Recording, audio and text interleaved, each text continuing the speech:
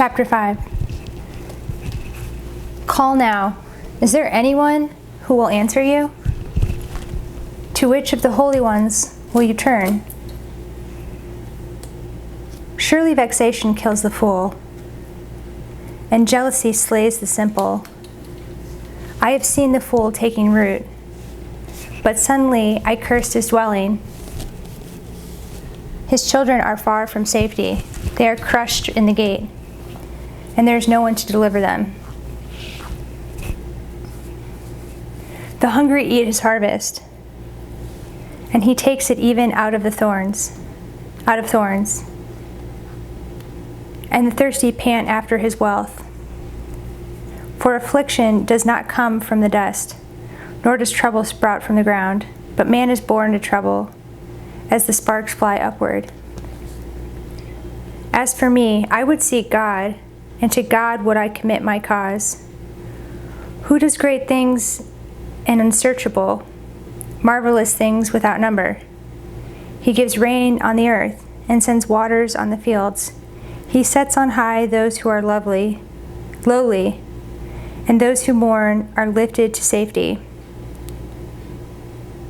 He frustrates the devices of the crafty, so that their hands achieve no success. He catches the wise in their own craftiness, and the schemes of the wily are brought to a quick end. They meet with darkness in the daytime, and grope at noonday as in the night. But he saves the needy from the sword of their mouth, and from the hand of the mighty. So the poor have hope, and injustice shuts her mouth. Behold, blessed is the one whom God reproves. Therefore, despise not the discipline of the Almighty, for he wounds, but he binds up. He shatters, but his hands heal. He will deliver you from 6 troubles. In 7 no evil shall touch you. In famine he will redeem you from death, and in war from the power of the sword. You shall be hidden from the lash of the tongue, and shall not fear destruction when it comes. At destruction and famine you shall laugh, and shall not fear the beasts of the earth. For you shall be in league with the stones of the field, and the beasts of the field shall be at peace with you. You shall know that your tent is at peace, and you shall inspect your fold and miss nothing. You shall know also that your offspring shall be many, and your descendants as the grass of the earth. You shall come to your grave in ripe old age, like a sheaf gathered up in its season. Behold, this we have searched out, it is true. Hear and know it is it for your good. Chapter 6. Job replies, My complaint is just. Then Job answered and said, Oh, that my vexation were weighed, and all my calamity laid in the balances, for then it would be heavier than the sand of the sea. Therefore my words have been rash.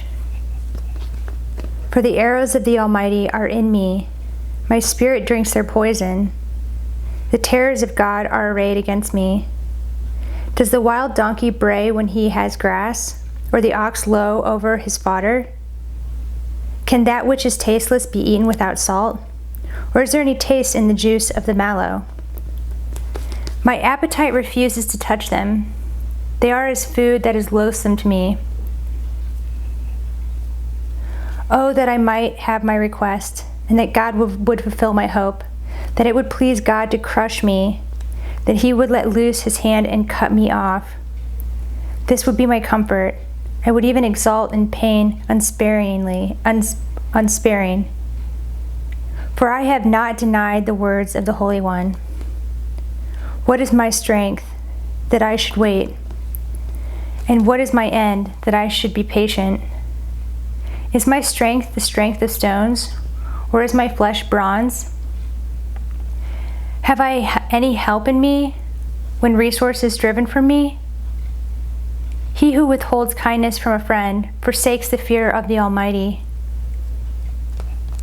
My brothers are treacherous, as a torrent bed, as torrential streams that pass away, which are dark with ice, and where the snow hides itself. When they melt, they disappear. When it is hot, they vanish from their place. The caravans turn aside from their course. They go up into the waste and perish.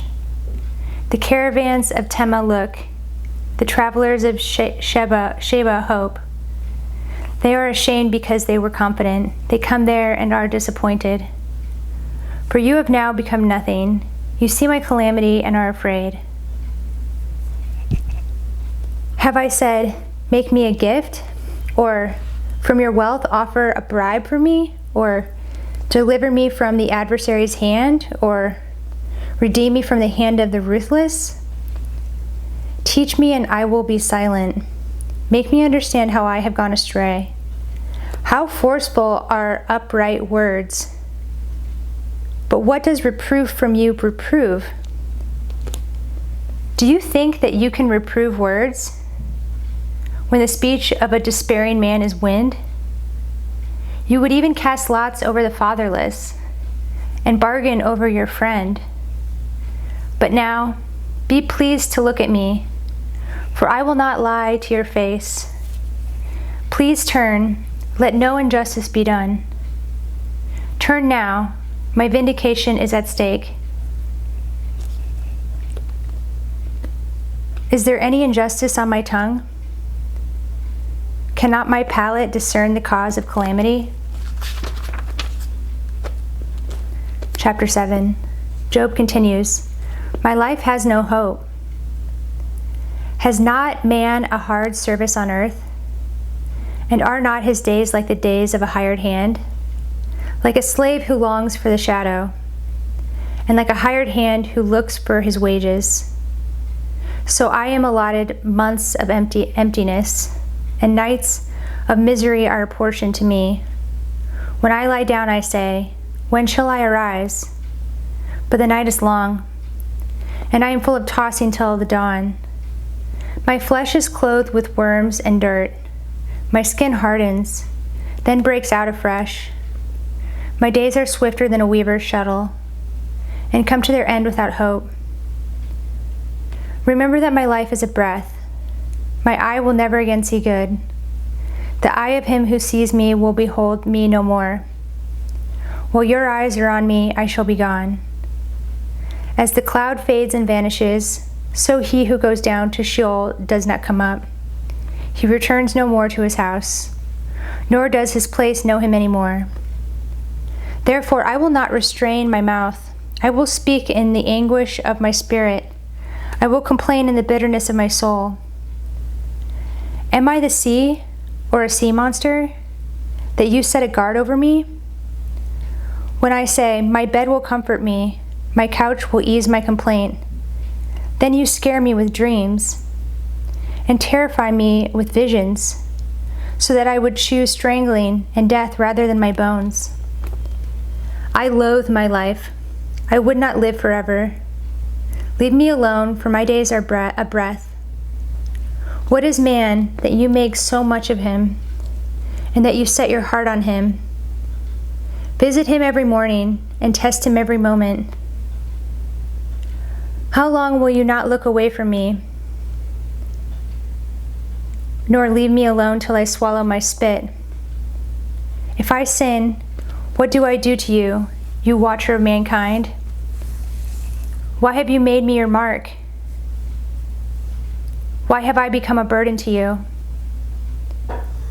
Why do you not pardon my transgression and take away my iniquity? For now I shall lie in the earth. You will seek me, but I shall not be.